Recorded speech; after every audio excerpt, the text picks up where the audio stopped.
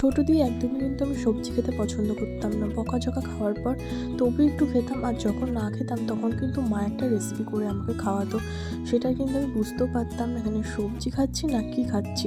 কোন সবজি আমি কখনো ধরতেই পারিনি। তো বড় হওয়ার পর যখন একটু সবজি খাওয়া শিখলাম, শীতকাল যেহেতু এখন কিন্তু সব সবজি অ্যাভেলেবেল। তো আমি তোমাদের সাথে একটা রেসিপি শেয়ার করব। এটা কিন্তু তোমরা খেতেই পারো। যারা সবজি পছন্দ করো না তারা এটা করে খেয়ে দেখো, তোমরা কিন্তু বুঝতেও পারবে না তোমরা এতগুলো সবজি খেয়ে নিচ্ছ, কিন্তু তোমরা একদমই বুঝতে পারবে না। তোমরা চিকেনের পরিমাণটা কিন্তু একটু বেশিই দিও।